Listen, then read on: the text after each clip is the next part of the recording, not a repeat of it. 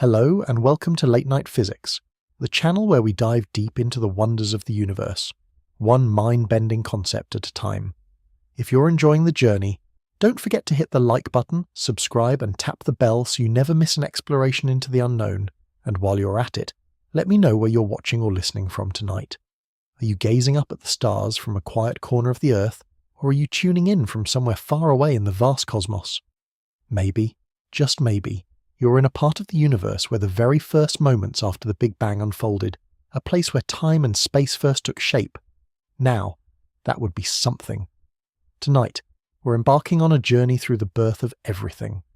From the earliest flickers of light to the complex tapestry of the universe we now observe, we're going to slow down the chaotic moments of creation and examine the physics behind it all. The Big Bang, one of the most awe-inspiring and mysterious events in history, might seem like an ancient memory, but its effects ripple through the universe to this very day, shaping everything we see, and even the things we can't. So sit back, relax, and let's explore the cosmos, starting from the very beginning. It's a story more extraordinary than anything we could have imagined, and it's one that's still unfolding. The universe is vast, unfathomably vast. But have you ever wondered how it all began? Well, the most widely accepted explanation for the origin of everything we know, the stars, the galaxies, the planets, and even the space between them, is the Big Bang theory. Imagine, if you will, that there was a time when everything in the universe was packed into a single, infinitely small point, a point so hot, so dense, that it defies our understanding of physics. Then, somewhere around 13.8 billion years ago, something remarkable happened. This point suddenly began expanding at an unimaginable rate, giving birth to everything around us. This explosion, or more accurately this expansion, set the universe on the path to becoming the vast, ever-expanding space we observe today. But why is it that we call it a Big Bang, and not, say, a big expansion, or a big birth? The term itself was actually coined by the British astrophysicist Fred Hoyle, not because he was particularly fond of the idea, but as a bit of a sarcastic jab. You see, Hoyle was a proponent of an alternative theory that was in direct opposition to the Big Bang, the steady-state theory.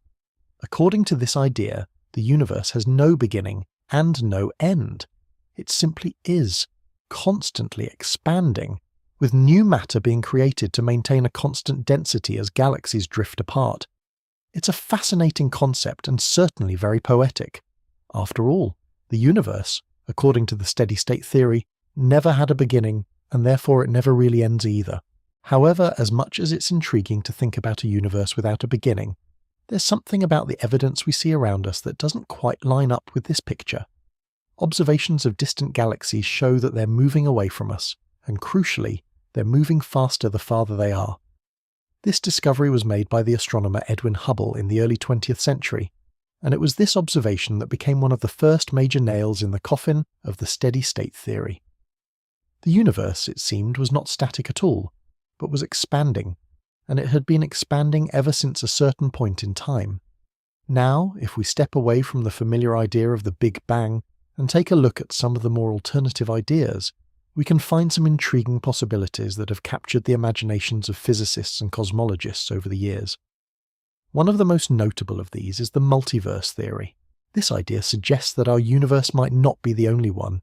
In fact, it might be just one of an infinite number of universes, each with its own set of physical laws, constants, and properties. Picture a bubble in a vast cosmic ocean, each bubble floating in its own dimension. While we've only explored our own bubble, the multiverse theory suggests there could be endless others, each unfolding with its own version of reality. One of the key proponents of this theory was Hugh Everett, an American physicist whose many worlds. Interpretation of quantum mechanics introduced the idea that every possible outcome of a quantum event actually happens in a separate, parallel universe.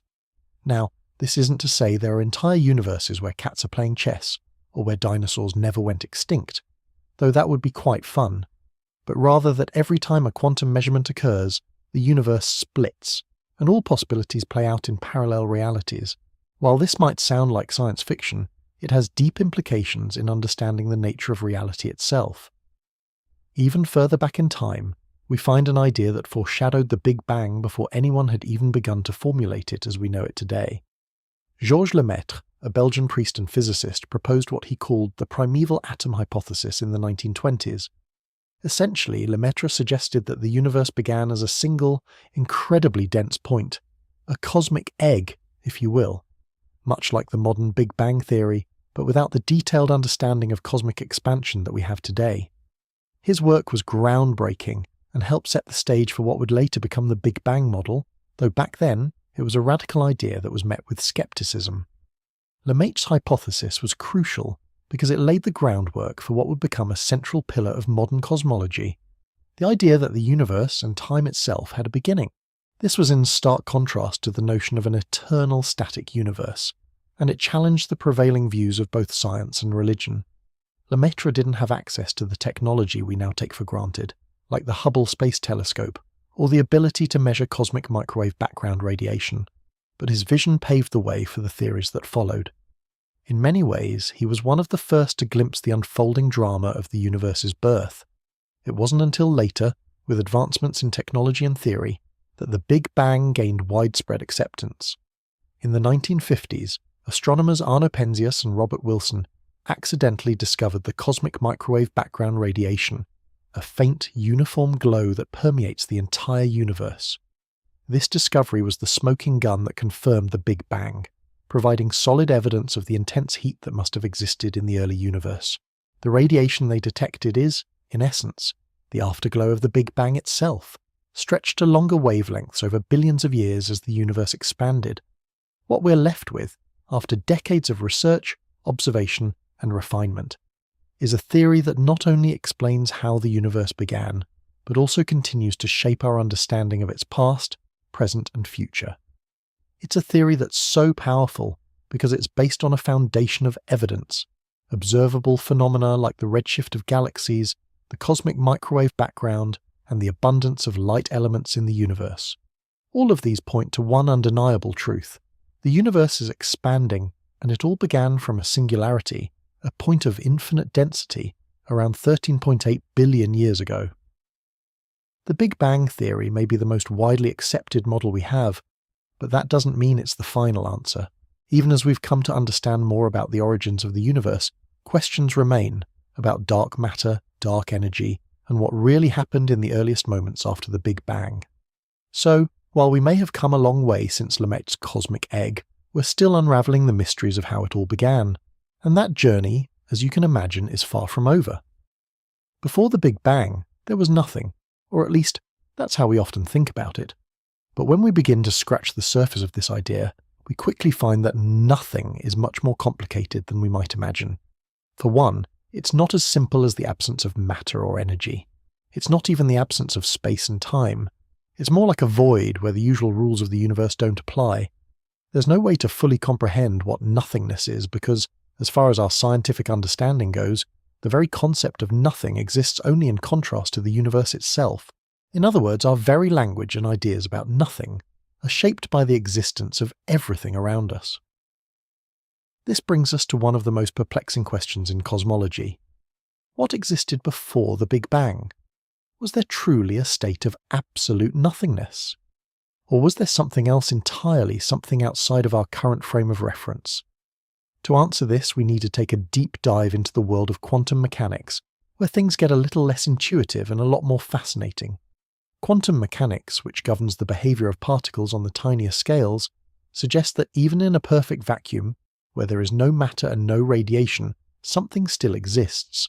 It's not nothing, but a seething, fluctuating backdrop of energy, which scientists call vacuum fluctuations. These fluctuations mean that, at the quantum level, even the emptiest space is filled with temporary particle-antiparticle pairs that pop into existence and then vanish almost instantaneously. It's as if the vacuum of space is never truly empty, always brimming with tiny bursts of activity. This gives us a glimpse into a universe that is fundamentally dynamic, even in the most seemingly stable states. So, if there was no space or time, as we understand it before the Big Bang, where did everything come from? This is where some of the more speculative and mind-bending ideas about the universe's origin begin to take shape. One of the most intriguing theories comes from renowned physicist Roger Penrose, who proposed a model called conformal cyclic cosmology, CCC. In this theory, the universe doesn't just have a beginning, but instead it undergoes an endless series of cycles, each one beginning with a big bang and ending with a big crunch, where the universe collapses back in on itself. According to CCC, our universe is merely the most recent in a long series of cosmic cycles. In this framework, the Big Bang is not a unique event but a transition between previous cycles, suggesting that the universe has been born and reborn many times before. Each universe, once it reaches the end of its cycle, undergoes a collapse, and all of space and time is compressed into a singularity, only to explode outward again in another Big Bang. It's a fascinating idea, because it means that time itself could be cyclical, stretching infinitely backward and forward in an endless loop. But let's slow down for a moment and consider the possibility that these cycles could be much stranger than we first thought. Penrose's theory gives us a beautiful, elegant picture, but it's just one approach. Another theory that has captured the imagination of many physicists is Andrei Linde's chaotic inflation theory. This concept takes quantum fluctuations to another level. In Linde's model, these fluctuations, tiny shifts in energy, could have led to an extraordinary event, inflation. But not just inflation in the way we think about it in terms of our universe. Instead, Linde proposes that the Big Bang itself may have been the result of a chaotic inflationary process, in which one small fluctuation in energy triggered an exponentially rapid expansion of space. Imagine a bubble expanding at an incredible rate, so fast that it outpaces the speed of light, and in its wake, everything we know as the universe is born. Linde's chaotic inflation theory also suggests something even more intriguing, the possibility that our universe could be just one in an infinite number of bubble universes, each popping into existence through its own chaotic inflationary event. This ties directly into the multiverse theory, the idea that our universe is not the only one, but part of a much larger and more complex reality. These other universes could be completely different from our own, with different laws of physics and entirely different possibilities for what can exist. What's extraordinary about Linde's theory is that it opens up the possibility that the birth of our universe wasn't a one-time event, but part of an ongoing infinite process of creation that stretches across a vast multiversal landscape. Now, you might be wondering, how does this all connect to the idea of nothingness before the Big Bang? If, as quantum mechanics suggests, even the emptier space has fluctuations and activity, then perhaps what we perceive as nothing isn't quite so empty after all. In a way, these quantum fluctuations could be seen as the birthplace of our universe. The quantum vacuum, where nothing tangible exists, is teeming with energy, and from this seemingly empty space, our universe emerged. But there's another fascinating idea to consider, one that takes a more biological perspective on the creation of the universe. This theory, proposed by physicist Lee Smolin, is called cosmological natural selection. According to Smolin's theory, new universes are born through the process of black holes. Essentially, each time a black hole forms in a given universe, it creates a new universe with slightly different physical laws. Over time, the universes with physical laws that favour the formation of black holes survive and continue to reproduce, while those that don't create enough black holes fade away. Smolin's idea suggests that the creation of new universes is a natural process, similar to the way natural selection works in biology. In this view, our universe could be just one of many, continuously created through the birth of black holes and the propagation of new, evolving universes.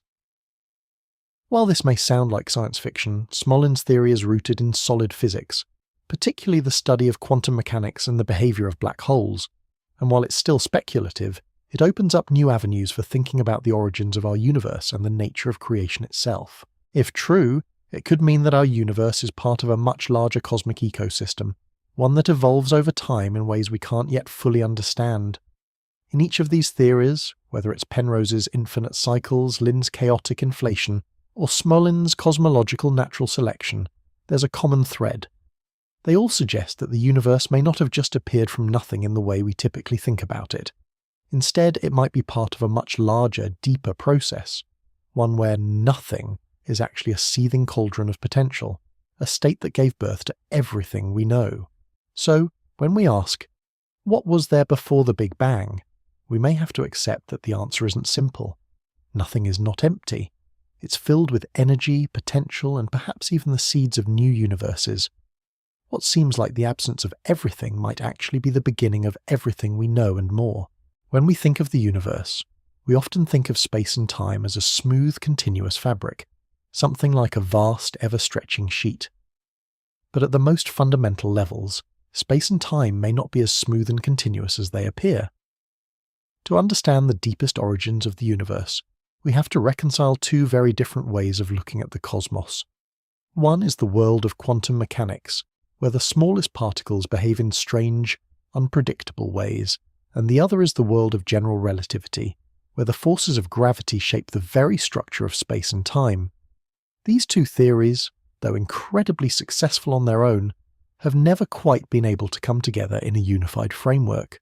The quest to reconcile them is one of the most profound challenges in modern physics, and it's where the concept of quantum gravity comes in. Quantum gravity is a theoretical framework that aims to explain how gravity operates at the quantum level, where the rules of quantum mechanics dominate.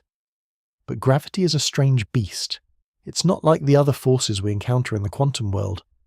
In the realm of general relativity, gravity is not a force transmitted by particles like the electromagnetic force. Instead, it's the bending of space-time itself, caused by mass and energy. General relativity describes gravity beautifully on large scales, like the motion of planets or the expansion of the universe. However, when we try to apply general relativity to tiny scales, like those inside black holes, or at the very beginning of the universe, the equations break down and we encounter infinities we don't know how to handle. Quantum mechanics, on the other hand, works brilliantly at these small scales, but it has trouble incorporating gravity. To tackle this problem, one of the leading ideas is loop quantum gravity, a theory that attempts to merge general relativity with quantum mechanics. Loop quantum gravity, developed by physicists like Carlo Rovelli and Lee Smolin, proposes that space-time itself is not continuous, but is made up of discrete chunks, much like the pixels of a digital image. This idea suggests that at the smallest possible scale, known as the Planck scale, about 10 to the minus 35 meters, space is not smooth, but instead has a granular structure. Just as a digital image made up of tiny squares of color can look smooth from a distance, space-time might appear smooth on large scales, but is actually composed of tiny discrete units at the most fundamental level. This granular view of space-time has profound implications for our understanding of the very origins of the universe.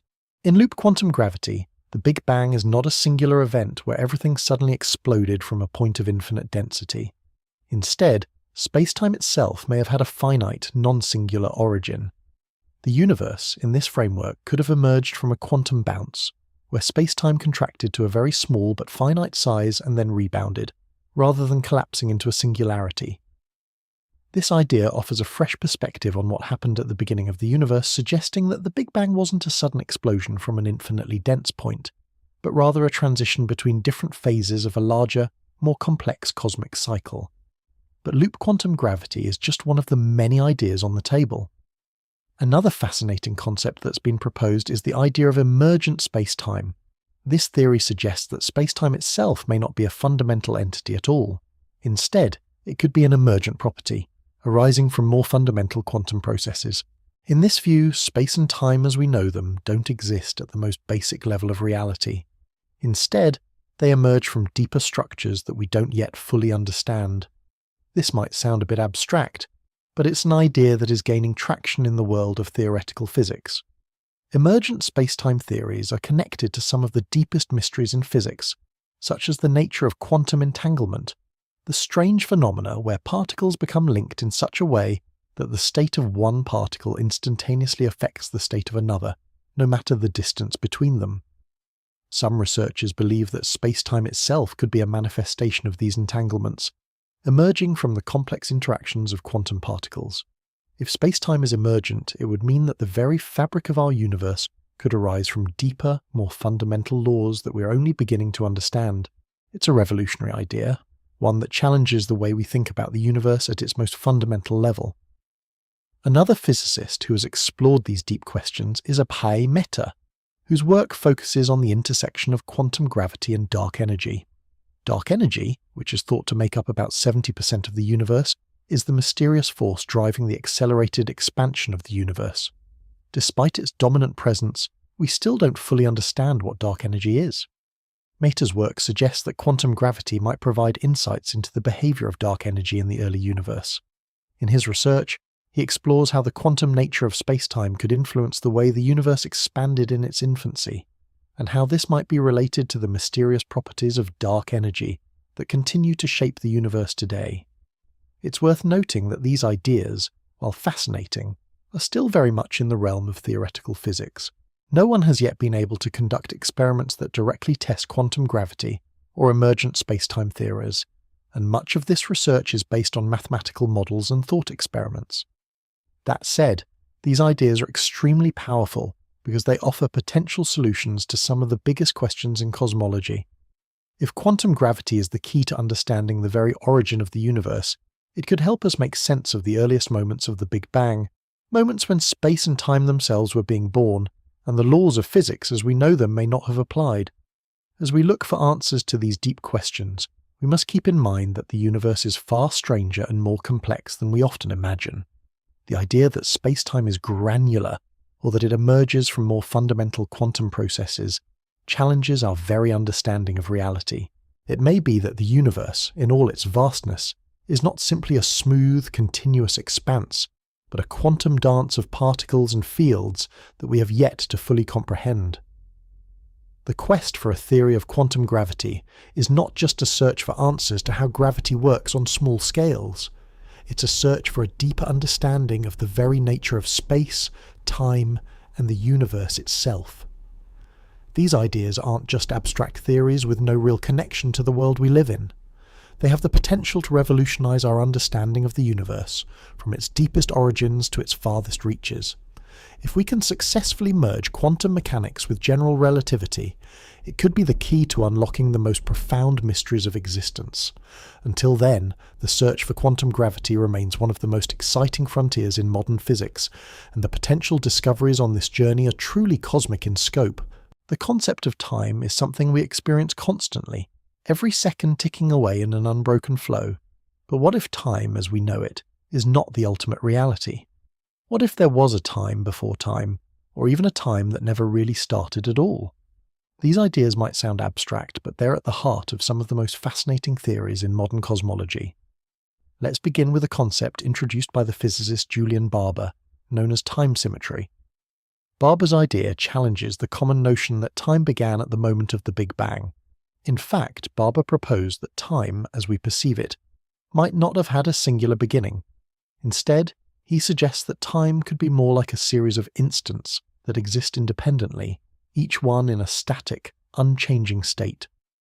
This view stands in stark contrast to the typical idea of time flowing forward from past to future. In Barbour's vision, the flow of time is an illusion. What we experience as time might just be a succession of different configurations of the universe, where the laws of physics operate similarly to how they do now, but without an actual progression from one moment to the next. Imagine flipping through the pages of a book, where each page is a snapshot of the universe, and the idea of time is simply the act of flipping from one page to the next. But there's no inherent reason that the pages need to be in a particular order, or that one moment must lead to another. The universe, in this sense, could be timeless, with no true beginning or end, and every instant simply existing alongside the others. This brings us to one of the most radical theories of the universe's origin, conformal cyclic cosmology, CCC, proposed by the physicist Roger Penrose. Penrose's theory builds on the idea of time not being a linear progression, but instead something that recycles itself in cycles of birth and rebirth. According to CCC, the universe goes through infinite cycles, each one starting with a big bang and eventually ending with a big crunch, where everything collapses back into a singularity. After this contraction, a new cycle begins, another big bang starting the process over again. This is a far cry from the conventional Big Bang theory, where the universe had a single definitive beginning. What's fascinating about CCC is its non-thermal cosmology. In conventional models of the universe, as the universe expands and cools, it enters a state where energy dissipates, leading to a heat death or a state of maximum entropy. But in Penrose's model, the universe doesn't cool in the typical way. Instead, the end of each cycle is marked not by an empty, cold universe, but by a universe in which all the matter has been dispersed and space-time itself remains in a sort of warm state.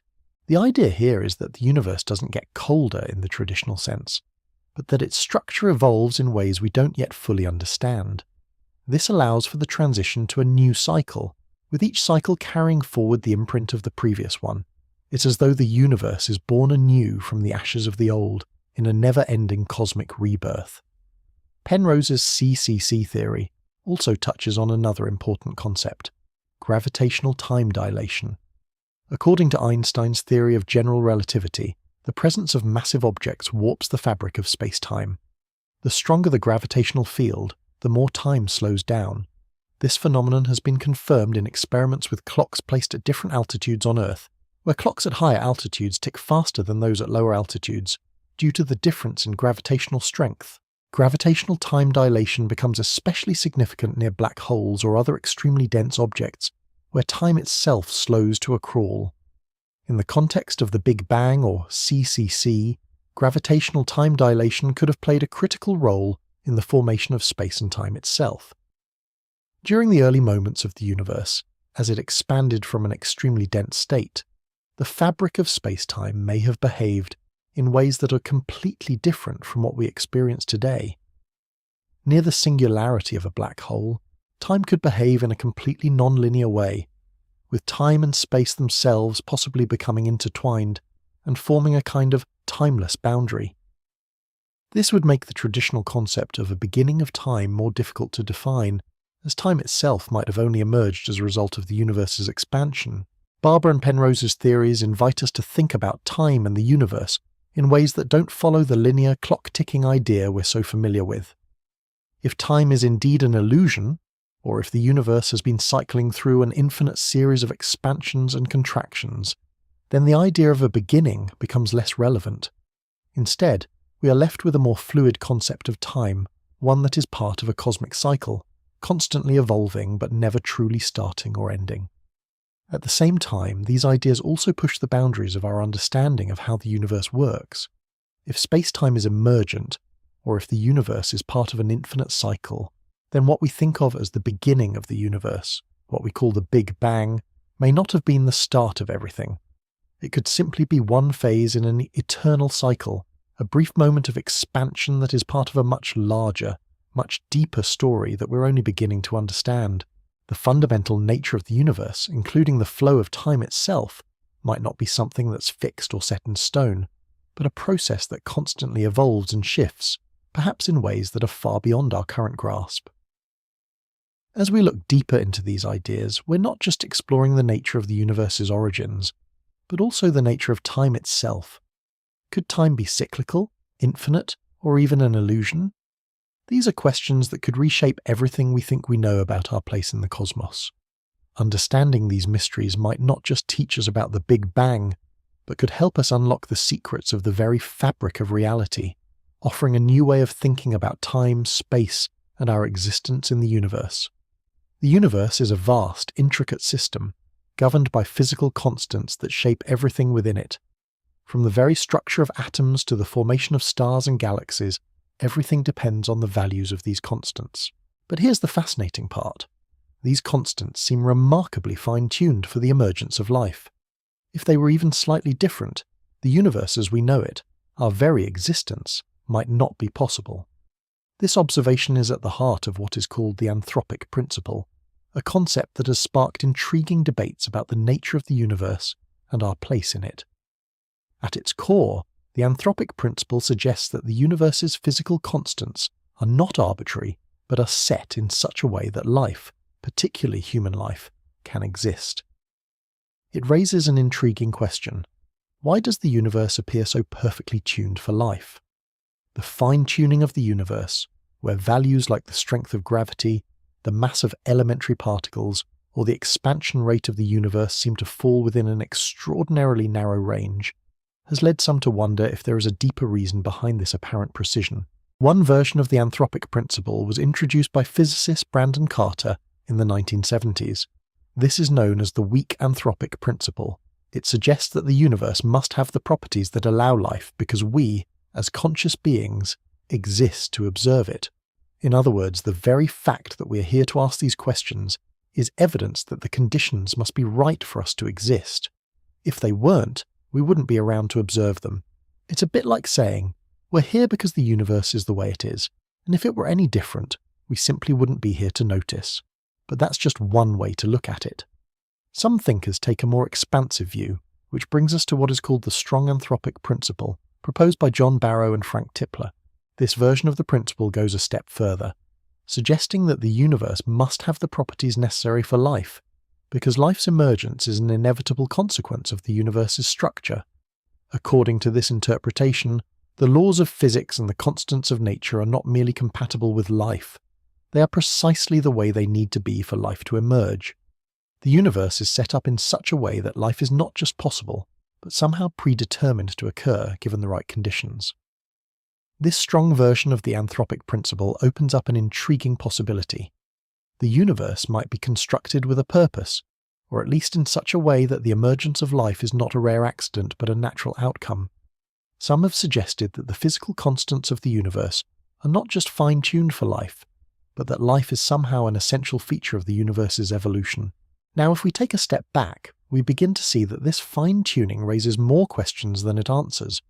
Could it be that there are other universes, ones with different laws of physics and different constants? And if so, could our universe just be one of many in an enormous multiverse? This idea is part of a theory known as the multiverse hypothesis, which suggests that our universe may not be unique, but one of countless others, each with its own set of physical laws. In this view, the fine-tuning we observe in our own universe is not so extraordinary after all. It's simply one of the many possible outcomes in a vast and varied multiverse. The idea of a multiverse has gained significant traction in recent decades, especially with the rise of string theory and brane-world cosmology. In string theory, particles are not point-like objects, but are instead tiny, vibrating strings. These strings can vibrate in different ways, leading to different types of particles. Some versions of string theory suggest that our universe could be just one brane, short for membrane, floating in a higher dimensional space, with other branes representing other universes, each with its own laws of physics.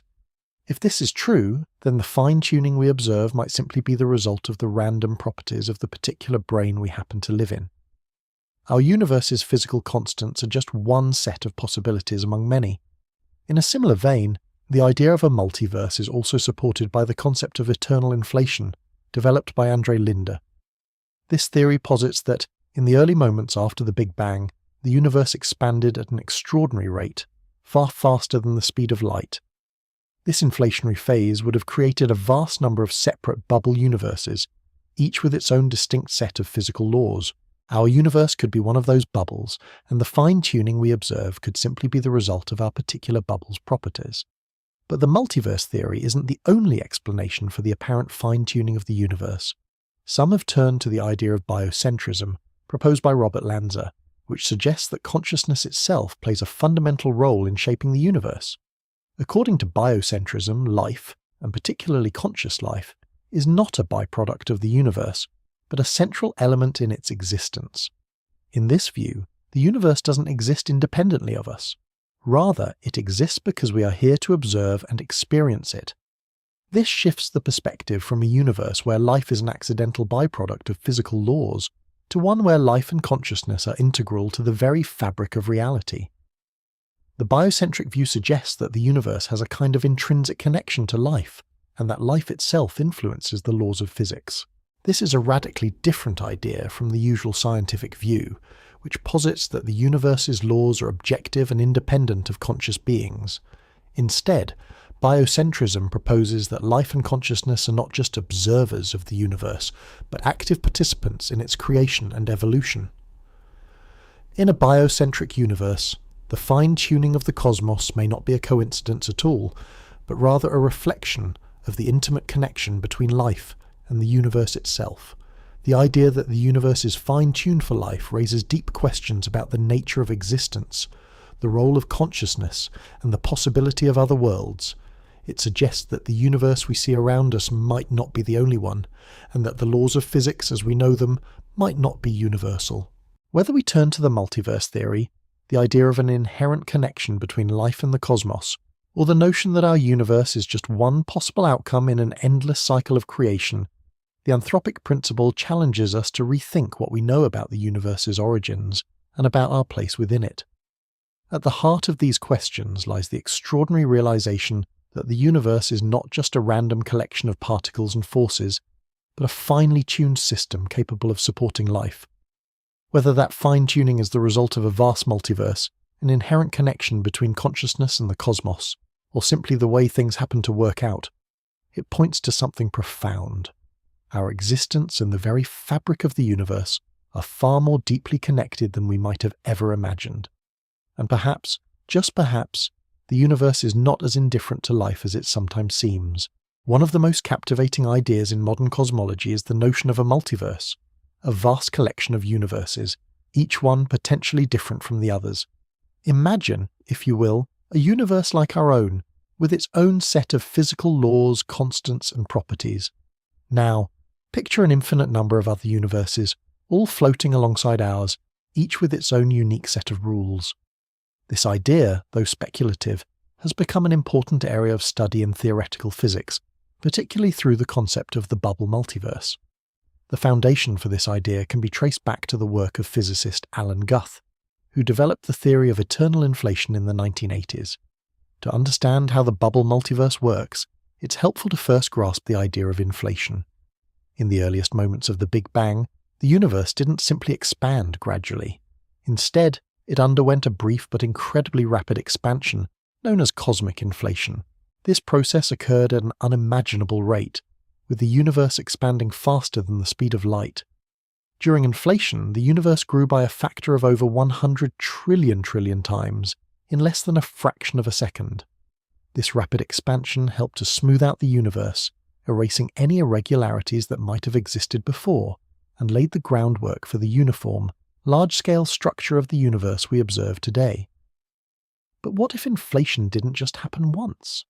What if inflation is an ongoing process, occurring in different regions of space at different times? This is where Alan Guth's idea of eternal inflation comes into play. Eternal inflation suggests that while our observable universe experienced a single, brief period of inflation, other regions of space could still be undergoing inflation at different rates. These regions, according to the theory, would eventually stop inflating and settle down into their own separate, distinct universes. Each of these universes could have its own set of physical laws and constants, effectively creating a multiverse of different bubbles, each with its own unique characteristics. In the bubble multiverse model, these universes are not just randomly generated. Instead, the process of inflation causes different regions of space to bubble off from one another, each forming its own universe with potentially different laws of physics. One universe might have a weak force of gravity, while another might have stronger forces or different types of particles altogether. These bubbles would exist independently, each governed by its own set of rules. In a way, our universe is just one bubble in an endless sea of others. One of the key figures who expanded on Guth's ideas was Andrei Linde, a Russian physicist who developed the theory of chaotic inflation. Linde's version of inflation proposes that inflationary periods can happen in a chaotic and random way, meaning that different parts of the universe could experience inflation in unpredictable ways. This randomness results in the creation of distinct bubbles, each with its own set of properties. Linde's theory adds another layer of complexity to the multiverse idea, suggesting that inflation doesn't just stop in one region and create a single universe, but continues to occur in different regions, leading to the creation of multiple, diverse universes over time. But what happens when two of these bubble universes collide? This question was explored by Neil Turok, who studied the potential consequences of bubble collisions in a multiverse. According to Turok's work, if two bubbles were to collide, the interaction between their distinct universes could have profound effects on both. These collisions might lead to dramatic changes in the properties of the universes involved, and could even provide valuable insights into the nature of space-time itself. Turok's research adds a fascinating layer to our understanding of the multiverse, suggesting that the dynamics between universes could be just as important as the individual properties of each universe. Of course, the idea of a multiverse is still very much theoretical. While the concept is compelling, scientists have yet to find direct evidence of other universes beyond our own. However, researchers like Raphael Bousso are working on ways to test multiverse theories through observations of the cosmic microwave background, CMB, the faint glow left over from the Big Bang. The CMB carries crucial information about the early universe, and by studying it in greater detail, scientists hope to uncover evidence of inflation, the birth of our universe, and possibly even signs of other bubble universes. Bousso's work is particularly focused on developing methods to identify patterns or anomalies in the CMB that might suggest interactions with other universes, such as the possibility of bubble collisions. The search for evidence of the multiverse is not just about proving the existence of other universes, but also about testing the foundations of our understanding of physics. If multiple universes exist, each with its own distinct properties, it could radically change the way we think about the nature of reality itself. For example, if the laws of physics are not fixed but instead vary between different universes, it might mean that the constants of nature we take for granted, such as the strength of gravity or the mass of particles, are not as universal as we once thought. This idea challenges the very notion that the laws of physics are immutable and suggests that our universe might just be one possibility among many. The bubble multiverse also raises profound philosophical questions about our place in the cosmos. If there are infinitely many universes, each with its own laws, does that mean that every possible outcome can happen somewhere? Could there be universes where the conditions are radically different from our own, where life might exist in forms we can't even imagine? If so, what does that mean for the concept of uniqueness? Are we special, or are we just one instance of an infinite number of possibilities? These questions don't just challenge our understanding of physics, but also our understanding of existence itself. Despite the speculative nature of the multiverse theory, it has had a significant impact on the way we approach cosmology.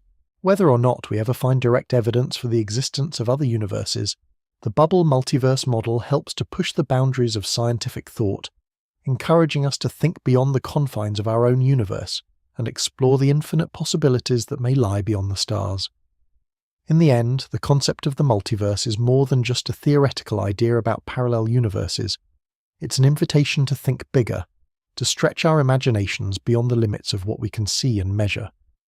The idea that our universe could be one bubble in an endless sea of others is a mind-boggling thought, one that challenges our assumptions about space, time, and the very nature of reality itself. And while we may not yet have the tools to observe these other universes, the search for answers continues, and with it, the possibility of unlocking some of the deepest secrets of the cosmos. Imagine for a moment that the entire universe, everything you see, from the distant stars to the chair you're sitting on, to the very air you breathe, isn't as it seems. What if everything you experience is, in a sense, a projection, like a movie being played on a vast two-dimensional screen? This mind-bending idea is at the heart of the holographic principle, a revolutionary theory that suggests the universe we live in might be much more like a hologram than a solid, three-dimensional reality. The holographic principle was popularized by the physicist Juan Maldacena in the late 1990s, and it has since become one of the most exciting ideas in theoretical physics. According to this principle, all the information that makes up the three-dimensional universe we experience is actually encoded on a two-dimensional surface. In other words, everything we see, touch, and feel is not really three-dimensional at its core. Instead, it's a projection of information stored on a flat two-dimensional surface, much like how a hologram creates the illusion of a three-dimensional object from a two-dimensional surface. This idea sounds straight out of science fiction, but it's rooted in real physics, particularly in the study of black holes and quantum gravity. The connection between the holographic principle and black holes lies in what's known as the black hole information paradox. In the early days of black hole research, physicists realized that when something falls into a black hole, it seems to disappear from the universe, leaving behind nothing but its mass and energy. But this posed a huge problem for physics, because it suggests that information, the very essence of the particles that made up the object, was lost forever. This would violate one of the fundamental principles of quantum mechanics, that information cannot be destroyed. To resolve this paradox, researchers like Leonard Susskind and Gerard 't Hooft proposed that the information that falls into a black hole is not lost, but instead is encoded on the surface of the black hole, its event horizon. According to their work, this surface holds all the information about the matter that has entered the black hole, and that information could, in principle, be recovered. From there, the idea evolved that the universe itself might work in a similar way, that our entire three-dimensional reality could be a projection of information stored on a two-dimensional surface. The holographic principle has profound implications for our understanding of space-time and the nature of reality. If our universe is indeed a hologram, it would suggest that what we perceive as space and time might not be fundamental at all.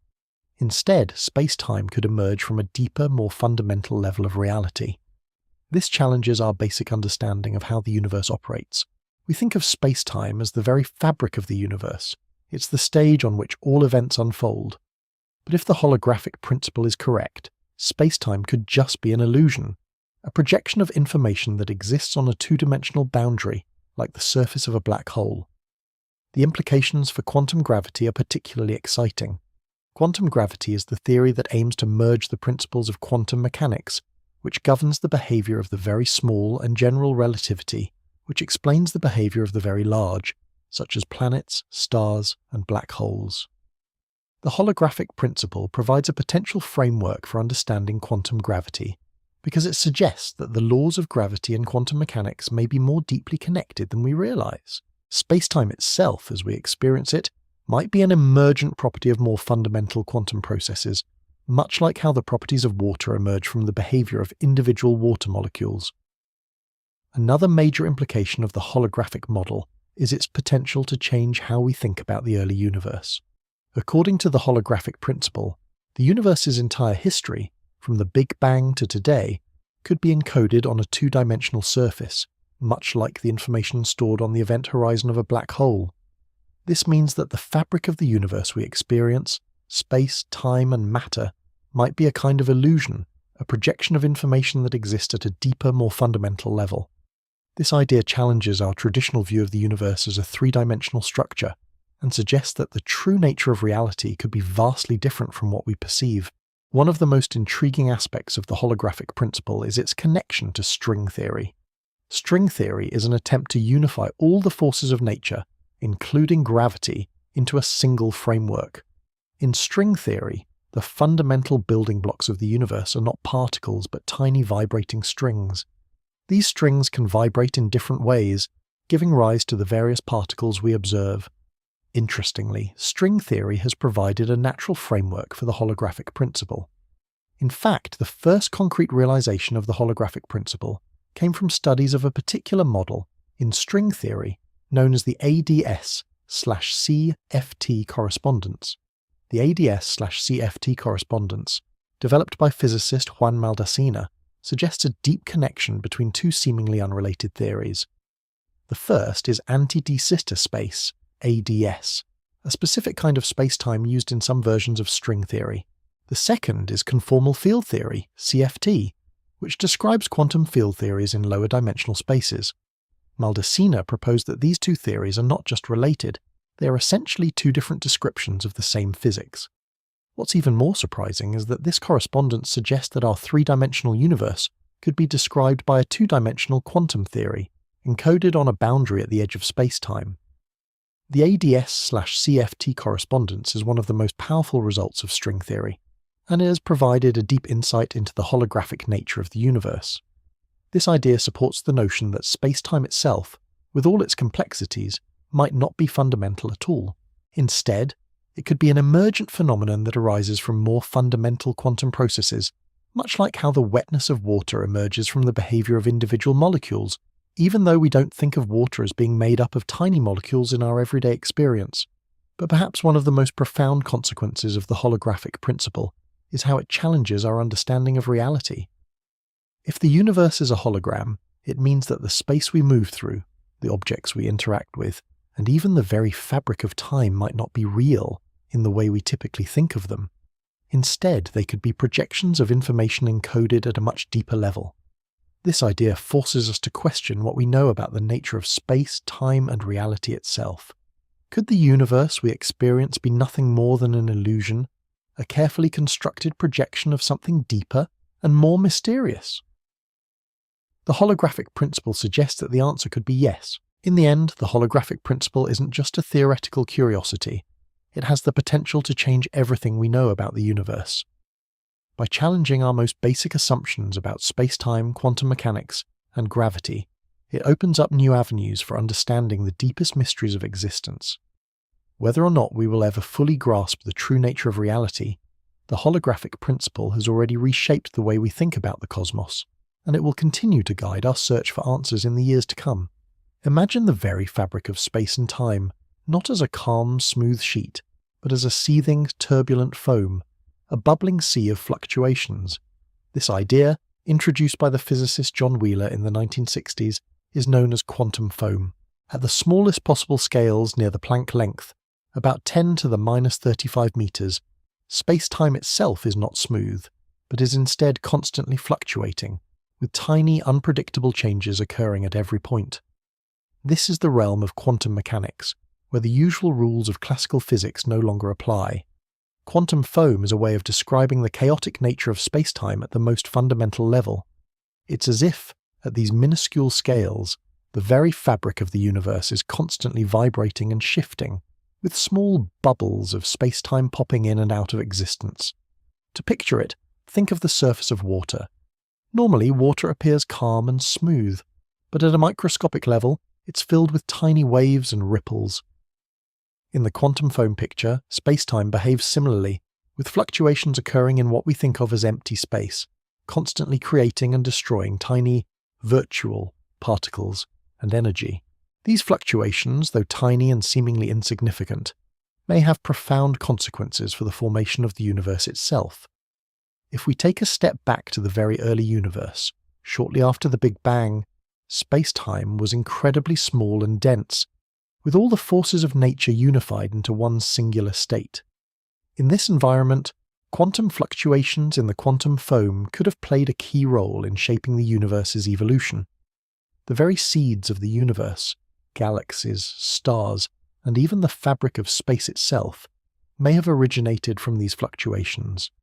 It's as if the universe began not from a smooth, stable point, but from an unstable, chaotic region where everything was fluctuating wildly. The concept of quantum foam challenges our traditional understanding of space-time. In classical physics, space and time are thought of as smooth and continuous, an unbroken stage on which the events of the universe unfold. But quantum foam shows us that this view might be an oversimplification. At the smallest scales, space and time might be just as chaotic and unpredictable as the particles that inhabit it. And if space-time itself is fluctuating in such a way, it raises an important question. How do we reconcile this quantum view of the universe with the classical view that governs the large-scale structure of the cosmos? One of the most fascinating aspects of quantum mechanics is its counterintuitive nature. The rules governing particles at tiny scales are so different from our everyday experiences that they can seem almost absurd.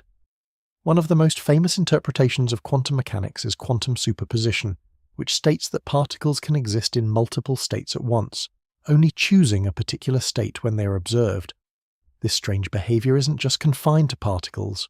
When we think of the universe itself, we realize that at the most fundamental level, reality may not be as solid and deterministic as it seems. David Deutsch, a prominent physicist, proposed a radical idea in the 1990s to address these strange quantum phenomena, the multiverse interpretation of quantum mechanics. According to this interpretation, every time a quantum event occurs, the universe splits into multiple parallel realities, each one representing a different possible outcome. Imagine, for example, you flip a coin. In the multiverse interpretation, instead of the coin landing as either heads or tails, both outcomes occur, with each one playing out in its own separate universe. This means that every time a quantum decision is made, the universe branches out into new, parallel realities. The multiverse interpretation is not just an abstract idea. It's rooted in the mathematics of quantum mechanics and provides a potential framework for understanding some of the universe's most perplexing phenomena. For instance, if quantum fluctuations in the early universe could lead to different outcomes, creating different regions of space-time with distinct physical properties, the multiverse theory would offer an explanation for how such a vast and diverse cosmos could emerge from the chaotic, fluctuating quantum foam. Each branch of the multiverse could have different physical constants and laws, allowing for a wide range of possible universes, some of which could even be vastly different from our own. This theory raises some profound questions. If the multiverse interpretation is correct, then the universe we live in is just one of an endless number of possible realities. It suggests that all the possibilities allowed by quantum mechanics might actually exist, somewhere in this vast and infinite multiverse. But while this idea is intriguing, it's also incredibly difficult to test. How can we observe universes that are completely separate from our own, with no direct interaction? This is one of the major challenges in reconciling quantum mechanics with the classical view of the universe. If the multiverse exists, it's a reality we may never be able to measure or observe directly. Still, the concept of quantum foam and the multiverse interpretation opens up exciting new ways to think about the origins and nature of the universe. If quantum fluctuations at the Planck scale could give rise to multiple universes, it suggests that the cosmos we see around us may just be a small piece of a much larger, more complex structure. It also challenges our basic assumptions about space and time, showing us that reality at its most fundamental level might be far stranger than we can even imagine. The idea of quantum foam also raises important questions about the nature of time itself. In classical physics, time flows in one direction, forward. But at the quantum level, time can behave in unexpected ways. If space-time is fluctuating on such small scales, is it possible that time itself could behave differently than we experience it? Some physicists suggest that the quantum foam could provide a way to understand the origins of the universe, where time itself might have begun in a way that we don't fully understand. Perhaps, as the universe expanded from the Big Bang, the very concept of time emerged out of this quantum chaos. But while these ideas are fascinating, they also highlight just how much we still don't know about the true nature of reality. Quantum mechanics, with its strange rules and counterintuitive behavior, is still a mystery in many ways. And space-time, the very fabric of the universe, is something we are just beginning to understand at the most fundamental level. The quantum foam shows us that the universe at its smallest scales is not smooth and predictable, but turbulent and fluctuating. And from this chaotic, fluctuating foam, the universe we know has emerged, something vast, complex, and still full of mysteries. The challenge now is to find ways to test these theories. How can we observe the quantum foam? Can we detect evidence of parallel universes or the fundamental nature of space-time itself? These are questions that might one day lead us to an even deeper understanding of the universe, and possibly even open the door to new ways of thinking about reality itself. Until then, the quantum foam remains one of the most fascinating and profound ideas in modern physics, offering a glimpse into the chaotic, turbulent heart of the universe. At the very beginning of the universe, everything was far from what we see today. In fact, in those first few moments after the Big Bang, the universe was a chaotic, dense soup of particles and energy, all compressed into a minuscule volume. There was no structure, no stars or galaxies, just a vast, hot, and uniform expanse of energy. But as the universe expanded and cooled, something remarkable began to happen. Tiny, almost imperceptible fluctuations in the density of matter began to form, the seeds from which everything we know would eventually grow: galaxies, stars, planets, and life. These fluctuations, known as quantum fluctuations, were minuscule variations in the density of matter and energy at the quantum level. They were the result of the unpredictable behavior of particles governed by the rules of quantum mechanics. Imagine, in the early universe, space itself was filled with these minute disturbances, each one barely noticeable, yet having the potential to change everything. Over time, as the universe expanded, these small fluctuations began to grow larger, gradually becoming the larger cosmic structures we see today. Now, it might seem odd to think that such tiny, almost imperceptible changes could eventually lead to the vast galaxies and galaxy clusters that populate the universe. But the key to understanding this transformation lies in the phenomenon of cosmic inflation, a period of rapid, exponential expansion in the very first moments of the universe's existence.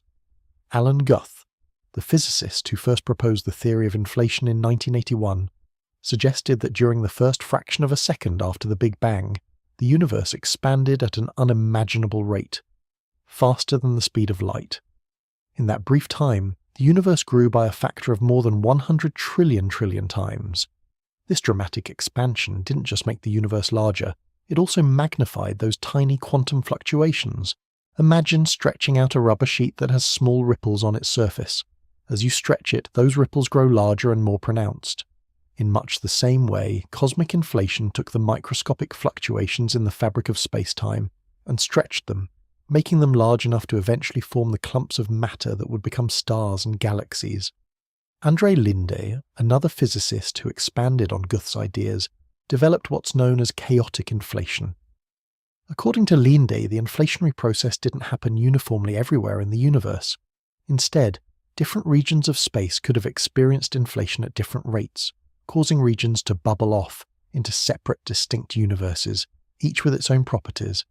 In this model, the fluctuations that were stretched during inflation would eventually lead to the creation of individual galaxies, stars, and all the structures we see in our universe today. These fluctuations were the initial blueprint, and as the universe expanded, gravity started pulling matter together, causing clumps of gas and dust to form the first stars and galaxies. So, these early quantum fluctuations were not just tiny, random disturbances in the fabric of space-time. They were the first stirrings of the cosmic structure that would eventually give rise to the galaxies and stars that we observe today. As the universe expanded, the force of gravity began to amplify these initial fluctuations, and over billions of years they grew into the large-scale structures we see in the cosmos, clusters of galaxies, vast voids between them, and the web-like structure that fills the universe. One of the key ways we've been able to observe the effects of these early fluctuations is by studying the cosmic microwave background, CMB, the faint afterglow of the Big Bang. The CMB is a snapshot of the universe when it was just about 300,000 years old, long before the formation of stars and galaxies. What we see in the CMB are tiny temperature fluctuations, which correspond to the density variations that were present in the very early universe. These fluctuations, small as they are, carry information about the seeds of structure formation, the earliest imprint of the universe's large-scale architecture. James Peebles, a Canadian-American physicist, was instrumental in developing our understanding of the CMB and how it relates to the formation of the universe's large-scale structure. His work helped show that the slight temperature variations in the CMB reflect the density fluctuations that would later grow into the galaxies and clusters of galaxies we see today. By studying these fluctuations, scientists can map out the universe's early evolution and even measure how much structure has formed since then. As these initial fluctuations grew, they led to the formation of the first structures in the universe, galaxies. But how did these galaxies come to form, and how did they evolve over time? There are different models for how structure formation could have unfolded, and two of the most prominent are the top-down and bottom-up models. In the bottom-up model, small clumps of matter begin to collapse under gravity, eventually forming the stars, galaxies, and clusters of galaxies we see today.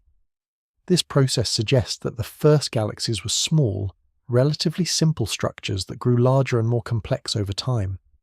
This model aligns well with the observations of galaxy formation, where we see smaller, less evolved galaxies merging and growing into larger structures. The top-down model, on the other hand, suggests that the first galaxies might have been much larger, and that their structure broke down into smaller clumps over time. In this model, the initial mass distribution in the universe would have been much more uniform, and as the universe expanded, gravitational instabilities would cause these large structures to fragment into smaller ones. This model is less widely accepted than the bottom-up model, but it has still contributed to our understanding of the early universe and the forces that shaped its evolution. Both models highlight the fundamental role of gravity in shaping the universe's structure. In the bottom-up model, gravity pulls matter together to form galaxies, and in the top-down model, gravity causes large structures to break up into smaller, more complex forms. Regardless of which model is closer to the truth, it's clear that gravity has played a central role in the formation of the large-scale structure of the universe. It's the force that took the small initial fluctuations in density and turned them into the galaxies, stars, and clusters that fill the cosmos today. Over billions of years, these early structures grew and evolved, forming the cosmic web of galaxies and clusters that we observe today. What started as tiny quantum fluctuations in the early universe became the galaxies, stars, and complex cosmic systems we see scattered across the vast expanse of space. This transformation, from quantum foam to galaxies, was driven by the interplay of inflation, gravity, and the expanding universe. In the end, the story of how the universe went from quantum fluctuations to the galaxies and stars we observe today is one of profound beauty and complexity. The tiny ripples in the fabric of space-time, magnified by cosmic inflation, set the stage for everything we see around us. From the first seeds of structure to the grand cosmic web, this process has shaped the universe over billions of years, leading to the complex dynamic system we call home. When we look out at the night sky, we see the stars, the planets, and galaxies stretching across the cosmos. But what if I told you that most of the matter in the universe is invisible to our eyes, hidden in ways we cannot directly detect? And what if, on top of that, there's a mysterious force pushing the universe to expand faster and faster, defying everything we thought we knew about gravity? This is the world of dark matter and dark energy, two of the most enigmatic components of the universe. Dark matter is believed to make up about 25% of the universe's total mass and energy content. And yet, despite its vast presence, it doesn't emit, absorb, or reflect light in any detectable way. It's dark because we can't see it with telescopes, and we can't interact with it directly through the usual forces of nature. All we know about dark matter comes from the way it affects the motion of galaxies and the gravitational pull it exerts on visible matter. One of the key discoveries that pointed to the existence of dark matter came from the work of Vera Rubin in the 1970s.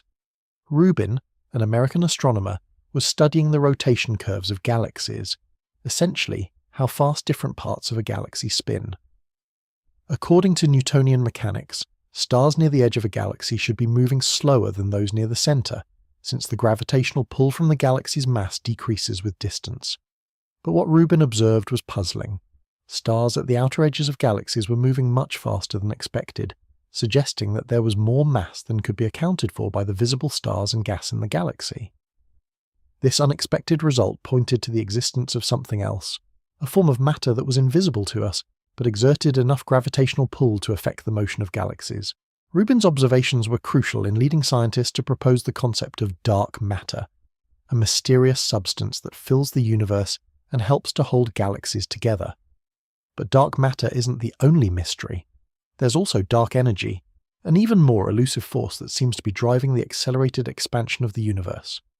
In the late 1990s, two independent teams of astronomers, led by Saul Perlmutter and Brian Schmidt, were observing distant supernovae in far-off galaxies. They were trying to measure how fast the universe was expanding. What they found was completely unexpected. Instead of slowing down over time due to gravity, the expansion of the universe was actually speeding up. This surprising discovery pointed to the existence of dark energy, a force that counteracts gravity and pushes the universe apart. Dark energy is believed to make up about 70% of the universe's total energy content. While we can't see it directly, its effects are evident in the way galaxies are moving apart from one another. This acceleration suggests that something is acting against gravity, pushing galaxies farther apart with increasing speed. Now, if you're wondering how we know this dark energy exists when we can't see it directly, the answer lies in observations of distant galaxies and supernovae. By measuring the brightness of these supernovae and comparing their distances, astronomers can calculate how the expansion rate of the universe has changed over time.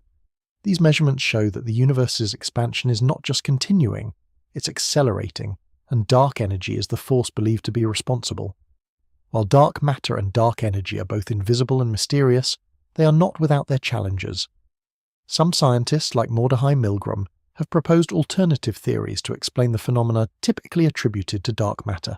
Milgrom introduced a theory known as modified Newtonian dynamics, MOND, which suggests that the laws of gravity may not be exactly as we've traditionally thought, especially at the very large scales of galaxies.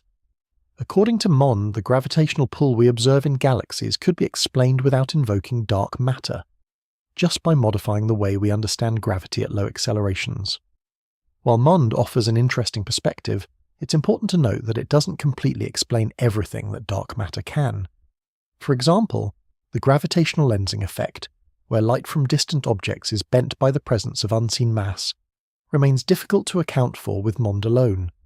So, while MOND challenges the idea of dark matter, the evidence for dark matter continues to be robust, particularly when we look at how galaxies and galaxy clusters behave. As if the mysteries of dark matter and dark energy weren't enough, there are also possible connections between these two phenomena and quantum gravity. Quantum gravity is the elusive theory that seeks to merge quantum mechanics with general relativity, explaining the behavior of gravity on the smallest scales. Since both dark matter and dark energy are fundamental aspects of the universe, understanding their true nature may require a deeper understanding of spacetime itself. Some researchers believe that the quantum nature of spacetime could help explain both dark matter and dark energy. One possibility is that dark matter could be a manifestation of some quantum field that we don't yet understand. For example, some theories suggest that dark matter might be composed of weakly interacting massive particles, WIMPs, which interact only through gravity and the weak nuclear force. These particles would be extremely hard to detect, but their gravitational effects would still be felt throughout the universe. On the other hand, dark energy might be tied to the quantum vacuum itself. In quantum mechanics, the vacuum isn't empty, but is instead filled with fluctuating quantum fields. These fluctuations give rise to virtual particles that appear and disappear in a flash. Some theorists believe that dark energy could be linked to these vacuum fluctuations, acting as a kind of energy that pervades space and drives the expansion of the universe. There are also theories in quantum gravity that suggest spacetime itself is not smooth and continuous, but has a discrete structure, much like a grainy image made up of pixels. If this is true, then dark matter and dark energy might be tied to the underlying quantum structure of spacetime. Understanding how spacetime is quantized could potentially help unlock the mysteries of both dark matter and dark energy, allowing us to finally understand the true forces shaping the cosmos. The mysteries of dark matter and dark energy are not just academic, they're at the very heart of understanding the future of the universe. Will the expansion of the universe continue to accelerate forever, driven by dark energy? Or could the influence of dark matter eventually cause the universe to slow down and collapse in on itself? These unknowns have profound implications for the ultimate fate of the cosmos. While dark matter and dark energy may be invisible to us, they are far from insignificant. Together, they make up over 95% of the total energy and matter in the universe, yet we only have a glimpse of their true nature. The search for answers about these elusive forces continues, and as our understanding of quantum mechanics, gravity and cosmology advances, we may one day unravel the mysteries of dark matter and dark energy, and with it, uncover a deeper understanding of the universe itself. At the heart of understanding the universe lies one of the most challenging puzzles in modern physics, the search for a theory of quantum gravity. While quantum mechanics beautifully explains the behavior of tiny particles, and general relativity tells us how gravity works on a cosmic scale, combining these two theories into a unified framework has proven to be extraordinarily difficult.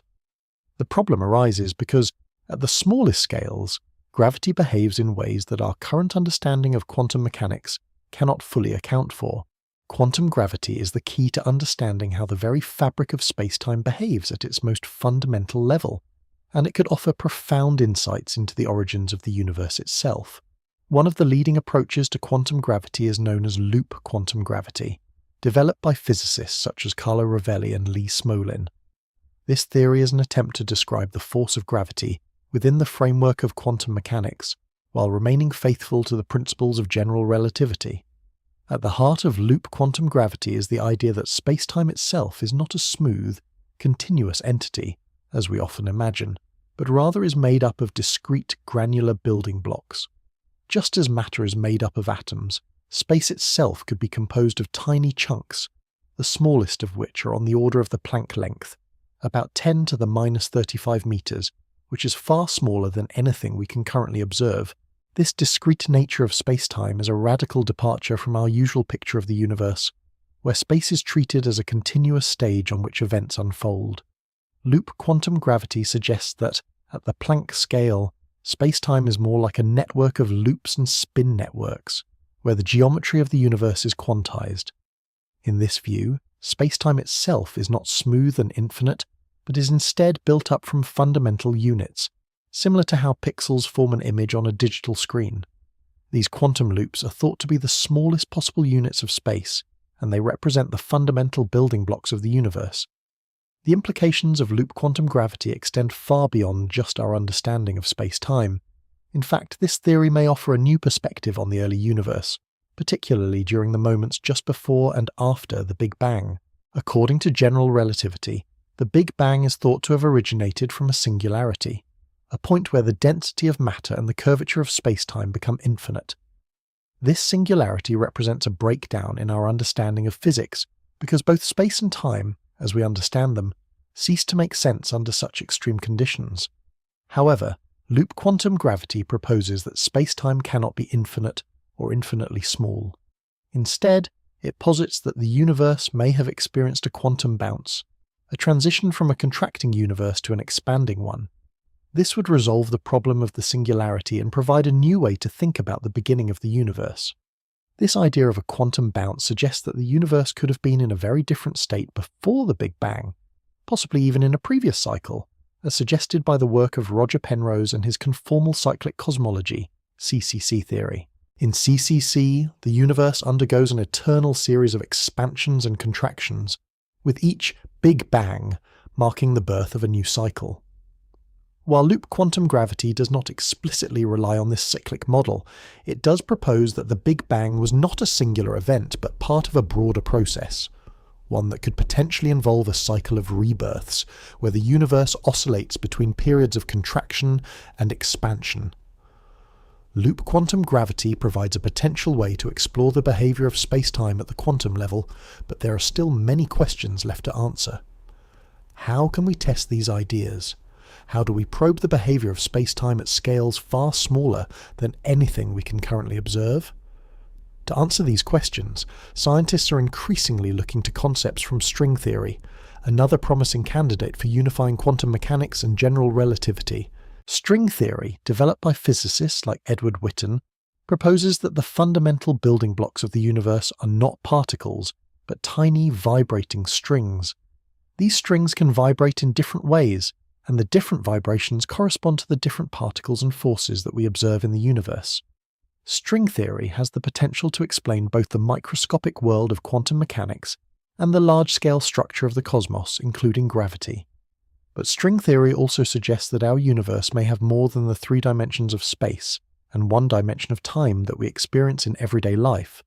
In fact, string theory proposes the existence of additional dimensions, up to 10 or 11, depending on the version of the theory, which are compactified or curled up, so small that we cannot perceive them.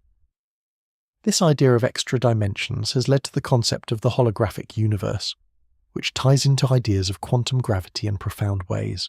The holographic principle, popularized by physicist Juan Maldacena, suggests that the information contained in a 3-dimensional space can be encoded on a 2-dimensional surface, much like how a hologram creates a 3-dimensional image from a 2-dimensional surface.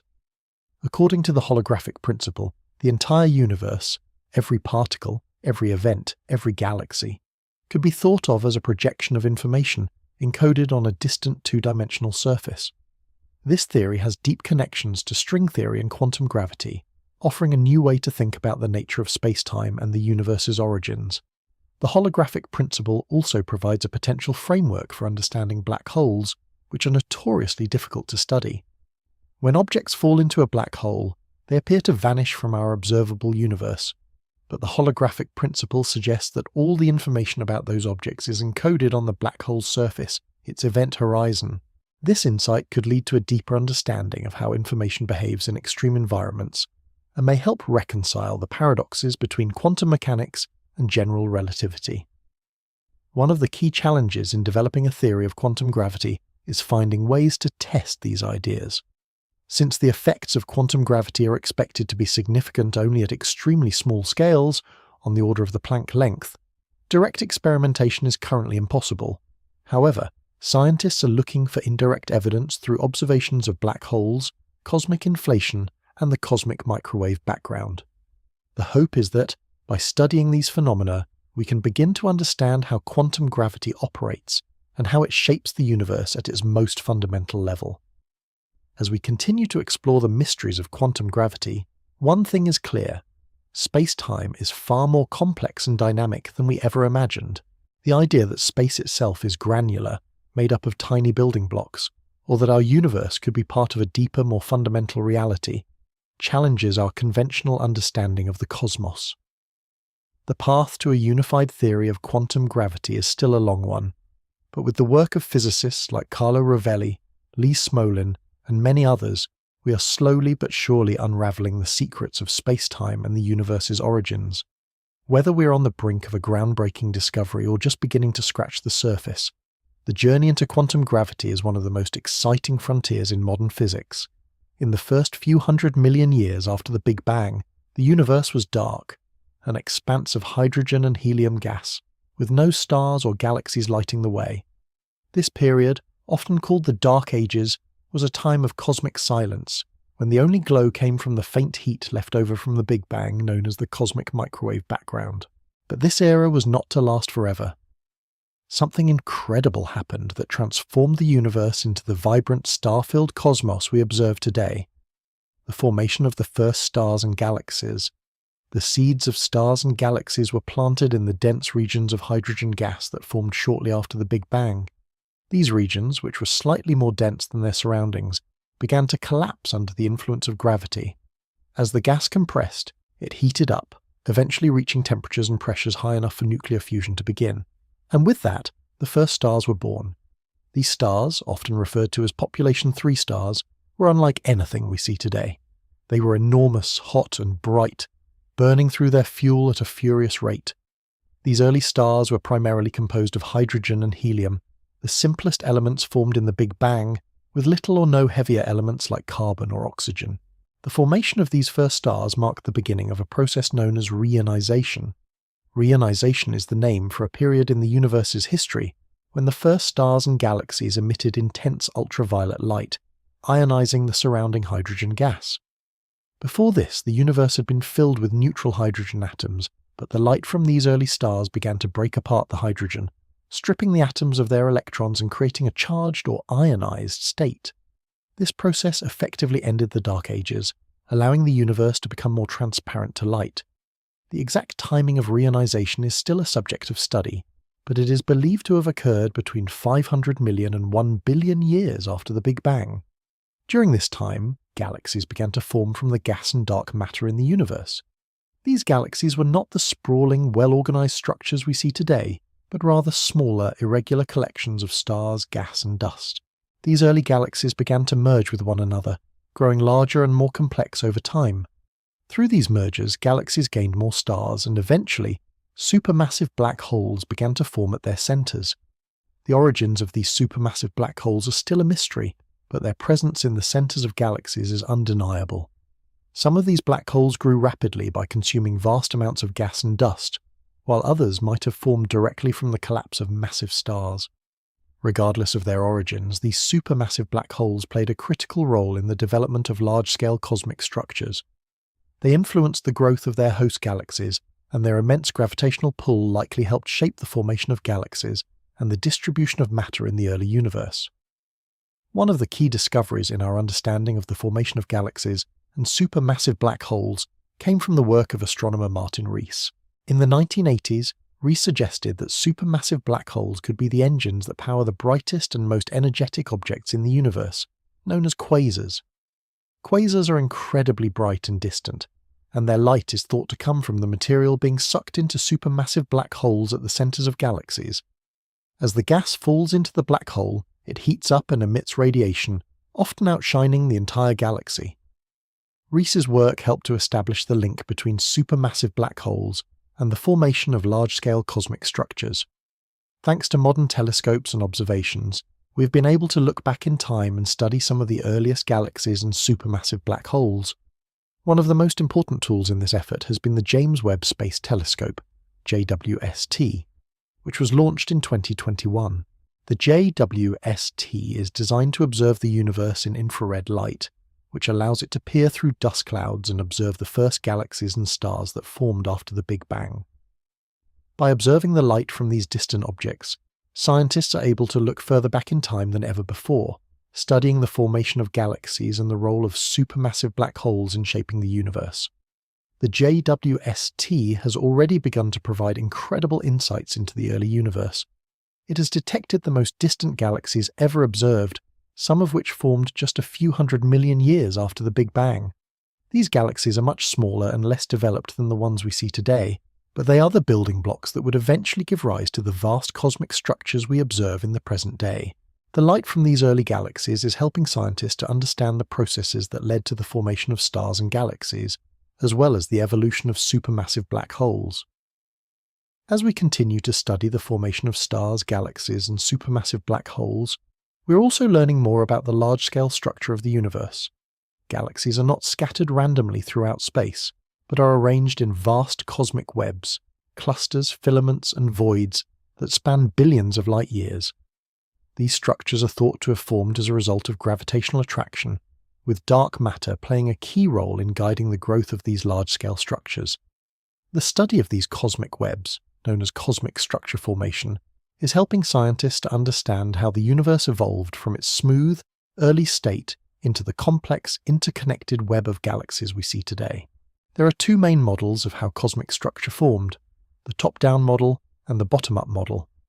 In the top-down model, large, massive structures formed first and then broke apart into smaller galaxies and stars. In contrast, the bottom-up model suggests that small clumps of matter gradually merged together to form larger structures over time. The bottom-up model is more widely accepted today, as it is supported by both observations and computer simulations of galaxy formation. However, both models offer important insights into the way that galaxies and large-scale structures evolved over time. The formation of stars, galaxies, and supermassive black holes marks a turning point in the universe's history. After the Big Bang, the universe was a dark and featureless expanse, but over billions of years, it began to fill with light, with stars shining brightly in the night sky. These stars gave rise to the galaxies, and at the centers of these galaxies, supermassive black holes began to form, playing a crucial role in shaping the evolution of large-scale structures. Looking back at the universe's beginnings, we can see that the cosmic landscape was shaped by both small-scale processes, like the formation of the first stars, and large-scale forces like gravity and dark matter. Understanding how these processes work together to create the universe we see today is one of the most exciting challenges in modern cosmology. With the help of new telescopes like the James Webb Space Telescope, we are able to study the earliest galaxies and black holes, peering back into the universe's past and uncovering the secrets of its formation.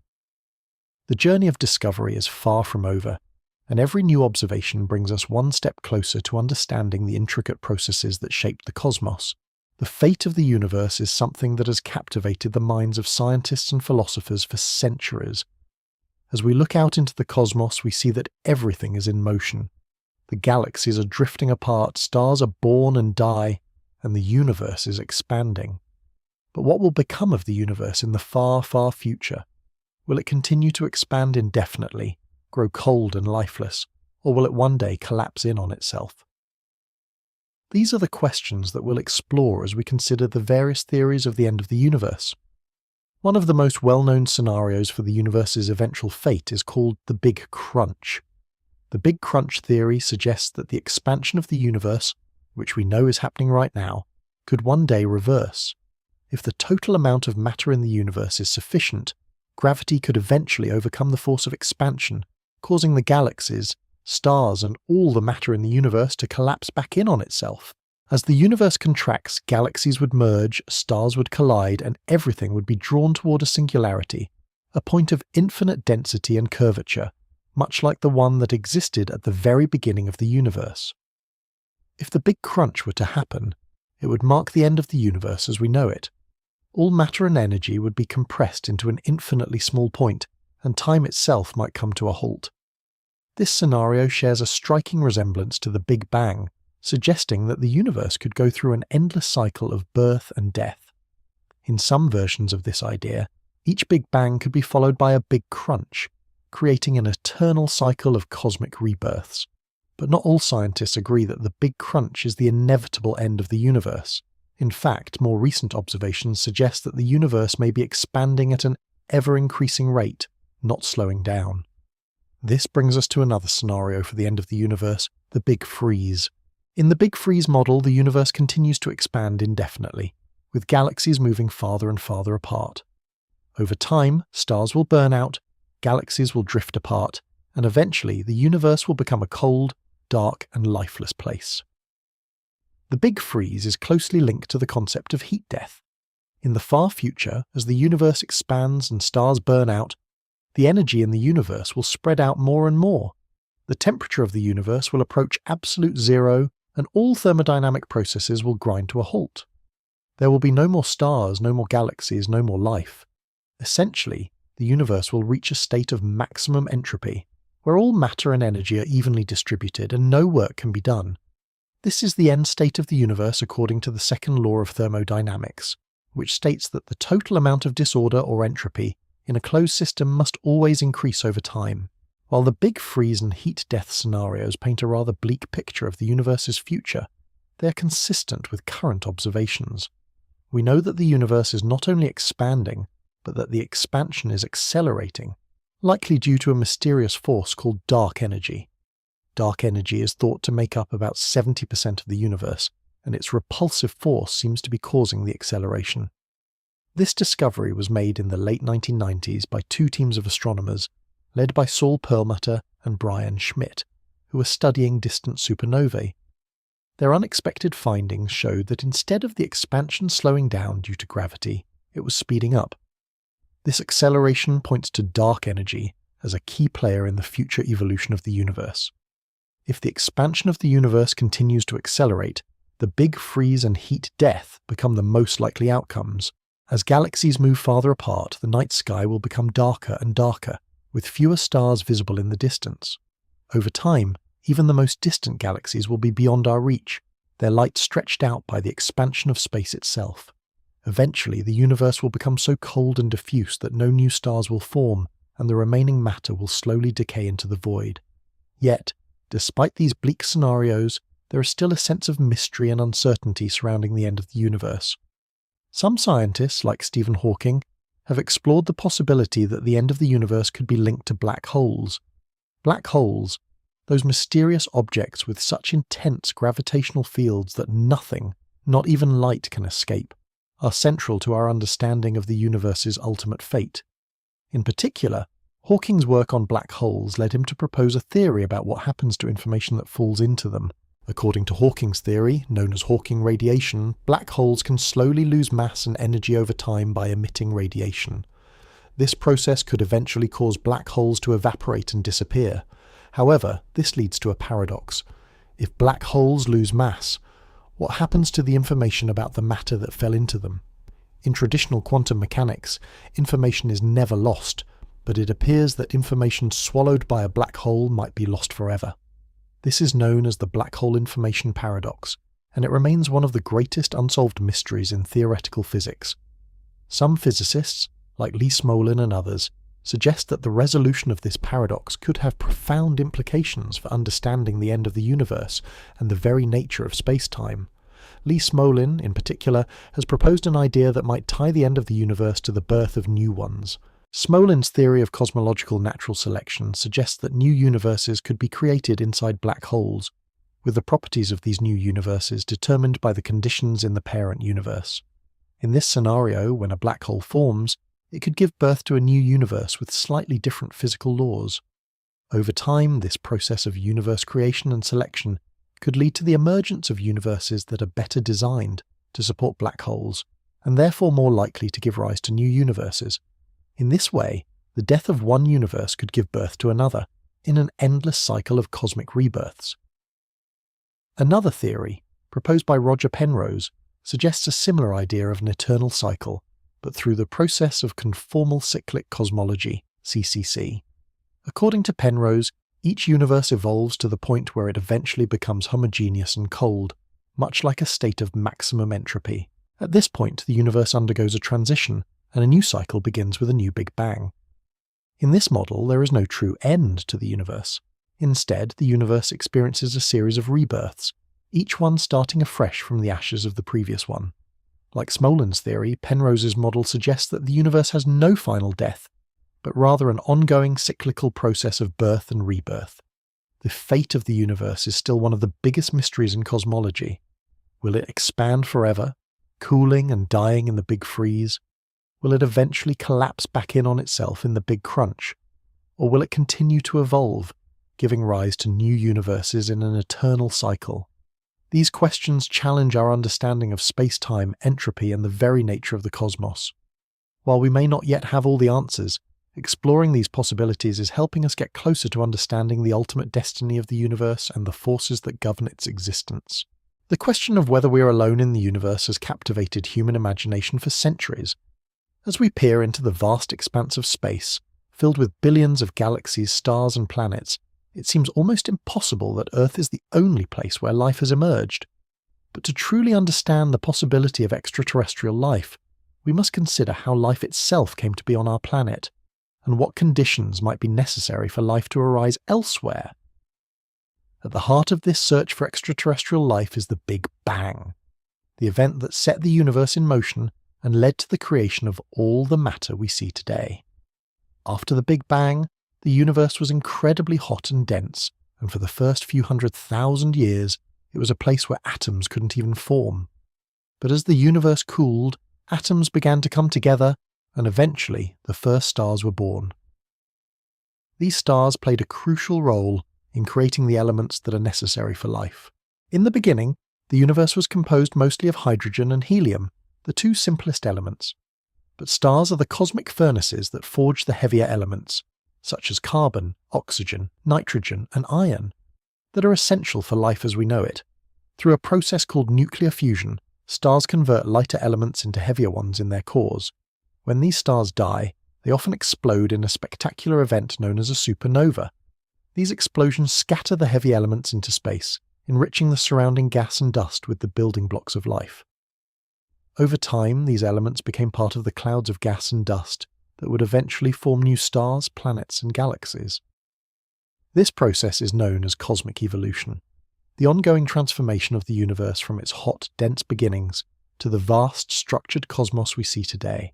These elements, carbon, oxygen, nitrogen, and others, are crucial for forming complex molecules like amino acids and nucleic acids, the building blocks of life. The fact that these elements exist throughout the universe opens up the possibility that life could exist on other planets too. One of the key ideas that has emerged from our understanding of how stars create the elements necessary for life is the concept of a habitable zone, a region around a star where conditions are just right for liquid water to exist. Water is considered essential for life as we know it, as it serves as a solvent for biochemical reactions. The habitable zone, sometimes referred to as the Goldilocks zone, is not too hot and not too cold, but just right for liquid water to exist on the surface of a planet. The Goldilocks zone depends on several factors, including the size and temperature of the star and the distance of a planet from its star. For example, our Sun is a relatively moderate star, and Earth sits comfortably within its habitable zone. If Earth were any closer to the Sun, it would be too hot for liquid water to exist. Any farther, and the planet would be too cold. Other stars, such as red dwarfs, have much smaller habitable zones, while massive stars have much larger zones. As we search for habitable planets around distant stars, scientists have developed tools to detect these planets. One of the most effective methods is by measuring the transit of a planet as it passes in front of its host star. This causes a small, temporary dimming of the star's light, which can be detected by telescopes. By studying the light from distant stars and their planets, scientists can determine whether a planet lies within its star's habitable zone and whether it might have the right conditions for liquid water. The search for extraterrestrial life is closely linked to our understanding of how life formed on Earth.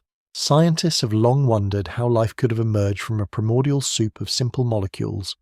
Theories about the origins of life include the famous primordial soup hypothesis, which suggests that life began in a warm, shallow pond or ocean, where simple organic molecules gradually formed into more complex structures.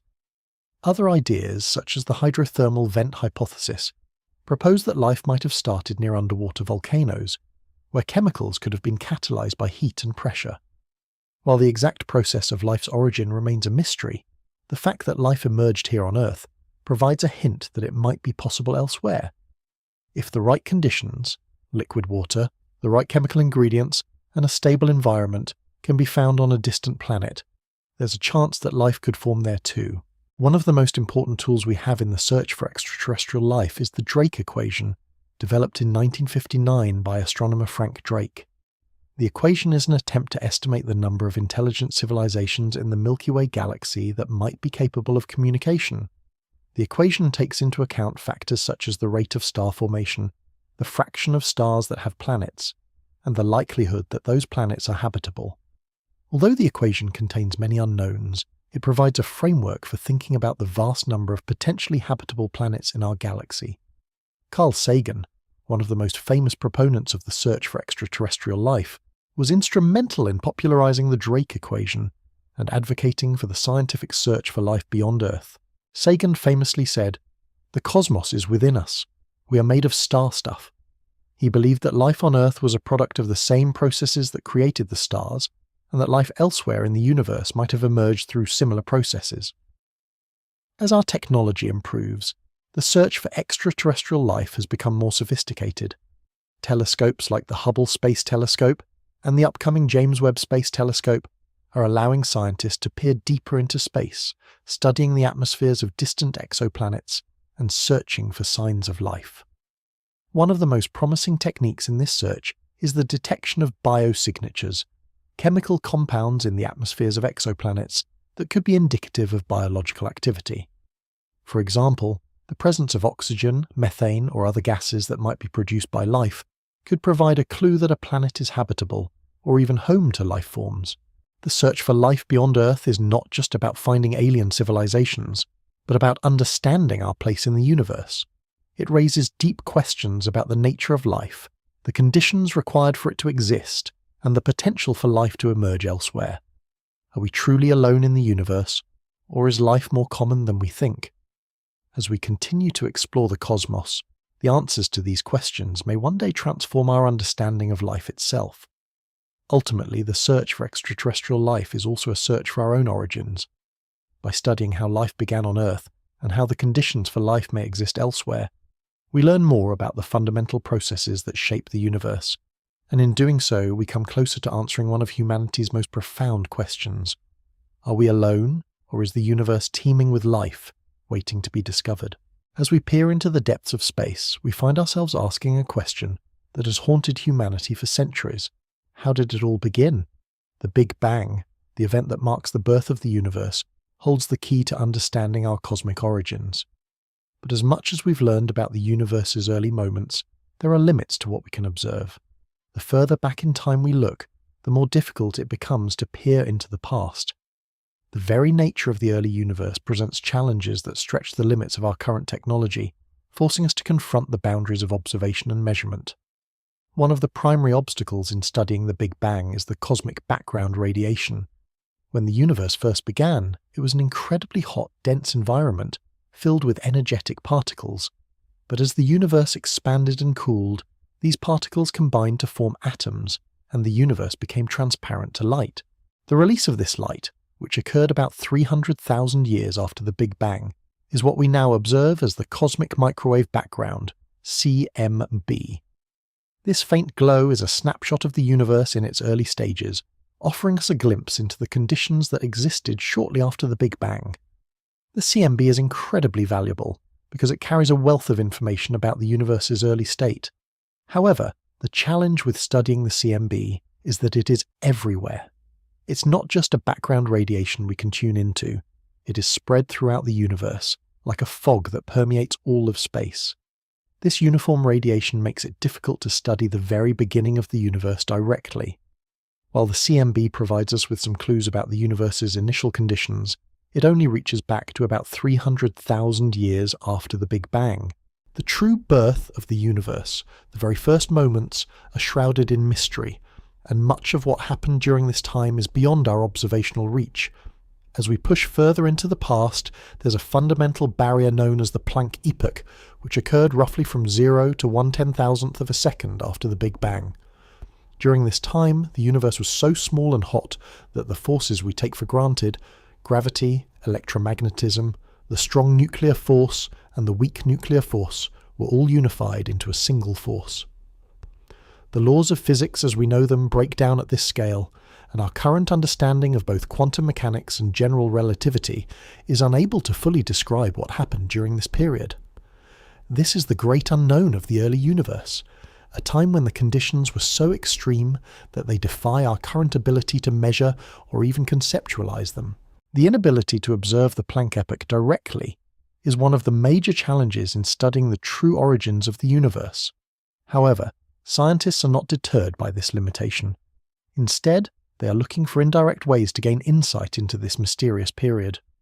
One promising approach is to study the effects of these early conditions on the universe's structure. The The remnants of the Big Bang's initial turbulence might still leave imprints on the universe, and by studying the distribution of galaxies, the behavior of cosmic structures and other observable phenomena, scientists can infer what happened in those first moments. Another barrier to understanding the early universe is the expansion of space itself. The universe has been expanding ever since the Big Bang, and this expansion stretches out the light that travels through it. This means that the further away we look in space, the further back in time we're looking, but also that the light from the early universe has been stretched and shifted as space itself expands.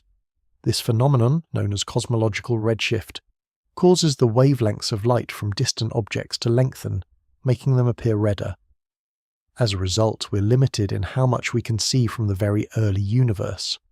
Light that travelled from the universe's first moments is no longer in the visible spectrum, and we must rely on advanced techniques like infrared astronomy to study the distant past. This brings us to the concept of the observable universe, which refers to the portion of the universe we can actually observe and measure. The observable universe is limited by the speed of light and the amount of time that has passed since the Big Bang. Because light travels at a finite speed, we can only see objects whose light has had enough time to reach us since the beginning of the universe. This means that there is a limit to how far we can look, and beyond a certain distance, we can no longer observe any cosmic objects. In essence, the observable universe is like the surface of a bubble that is expanding outward, and as time goes on, the bubble grows, revealing more of the universe. However, there will always be parts of the universe beyond our observational horizon, regions that are forever out of reach. While the limits of observation may seem like obstacles, they also present opportunities for scientific progress. With new technologies and innovative approaches, we are constantly pushing the boundaries of what we can observe.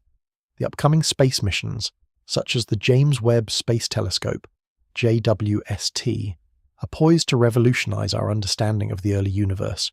The JWST, with its ability to observe infrared light, will be able to peer deeper into space and time than ever before, providing us with clearer images of the first galaxies and stars that formed after the Big Bang.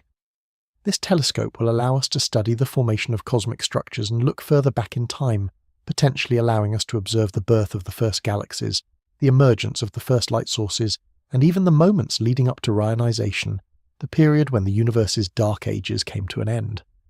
Another promising avenue of research is the study of gravitational waves, ripples in space-time caused by massive objects like black holes and neutron stars colliding. Gravitational waves offer a new way of seeing the universe, one that doesn't rely on light or radiation. By studying these waves, scientists may be able to uncover information about the early universe and the moments just after the Big Bang. In fact, the detection of gravitational waves has already opened up new windows into understanding the universe's structure and evolution. As we move forward, our understanding of the Big Bang and the early universe will continue to evolve. While there are significant challenges in observing the very beginning of time, advances in technology, new space missions, and innovative theoretical approaches are helping us to piece together the puzzle of the universe's origins. The limits of observation are not insurmountable barriers, but rather the starting points for new discoveries that will expand our understanding of the cosmos. And as we continue to explore the universe's most distant regions and deepest mysteries, we will undoubtedly gain new insights into the fundamental nature of space, time, and the origins of everything we know.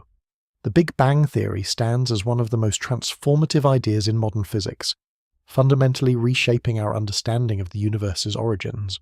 It has given us a coherent framework to explain the expansion of the cosmos, the formation of galaxies, and the fundamental structure of space and time itself. Before the development of Big Bang cosmology, ideas about the universe were steeped in philosophical and theological speculation. But today, the Big Bang theory is one of the cornerstones of scientific thought, providing a foundation for much of our modern understanding of the universe. The impact of Big Bang cosmology goes far beyond just explaining the universe's beginning. It has influenced the very way we think about physics. The theory has led to the development of key principles like the idea of cosmic inflation, the understanding of dark matter and dark energy, and even new insights into the nature of space-time itself. These ideas are not just theoretical musings.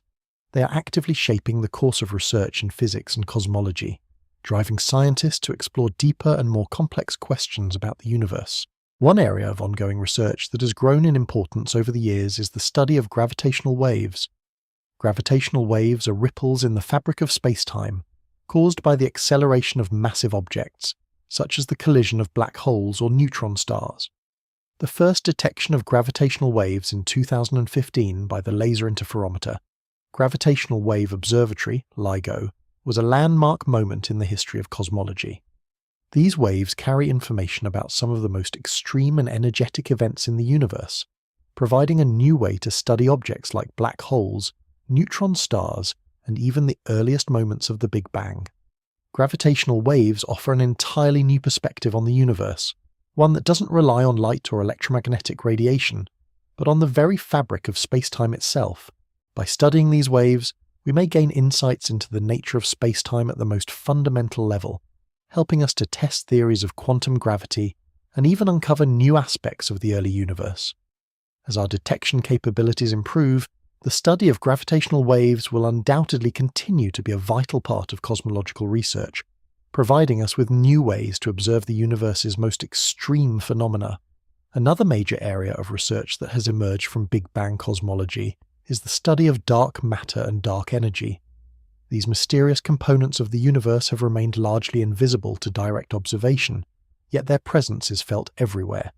Dark matter, which makes up about 25% of the universe, exerts a gravitational influence on galaxies and clusters of galaxies. It doesn't emit or absorb light, so we can't detect it through traditional methods, but its effects on the motion of visible matter tell us it's there. Dark energy, which is thought to make up about 70% of the universe, is driving the accelerated expansion of the cosmos. Understanding these enigmatic forces is one of the biggest challenges in cosmology today. Recent advancements in the study of dark matter and dark energy, such as observations from the European Space Agency's Planck satellite and ongoing studies of distant supernovae, have provided new insights into the nature of these phenomena. However, much remains to be understood.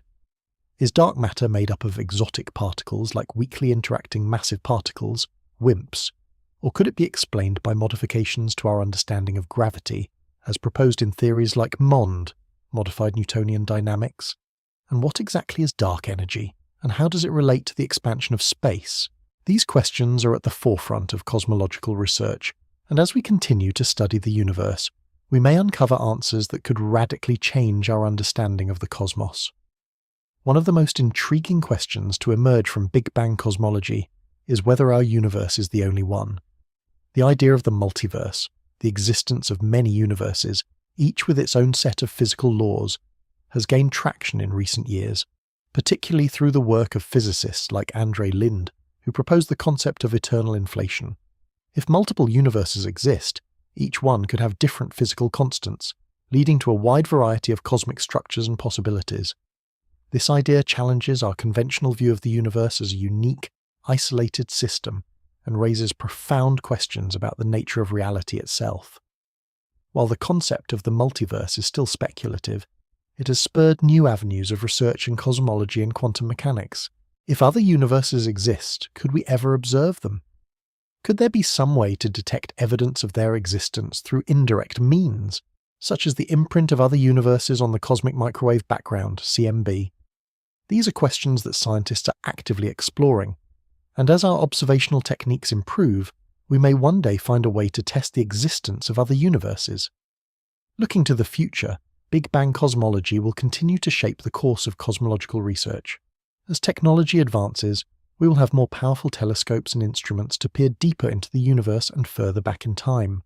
The James Webb Space Telescope, JWST, which is set to launch in the coming years, will provide us with unprecedented views of the early universe, allowing us to study the formation of the first galaxies and stars. By observing distant galaxies and their interactions with dark matter, we may gain new insights into the formation and evolution of the universe. Additionally, as gravitational wave astronomy continues to evolve, we will have new ways of studying the most extreme phenomena in the universe, from the collision of black holes to the birth of new stars and galaxies. But beyond these advancements, the ultimate future of cosmology may lie in our understanding of spacetime itself. The quest for a unified theory of quantum gravity, which combines quantum mechanics and general relativity, remains one of the most important challenges in theoretical physics. If we can unlock the secrets of quantum gravity, we may gain a much deeper understanding of the Big Bang and the very nature of space and time. Could the birth of our universe be part of a larger ongoing cycle of cosmic evolution, where universes are born, evolve, and eventually die in a never-ending process? Or is our universe unique, with a beginning and an end that we can truly understand? While the answers to these questions remain elusive, one thing is clear. The exploration of the universe's deepest mysteries is an ongoing journey. The Big Bang Theory has provided us with a powerful framework for understanding the origins of the universe, but it is by no means the final word. As we continue to explore the cosmos, we will undoubtedly uncover new questions, new theories, and new discoveries that will deepen our understanding of the universe and our place within it. The future of cosmology is a realm of infinite possibilities, driven by our curiosity, our desire to know, and our ever-expanding quest for knowledge. The universe, it seems, has only begun to reveal its secrets.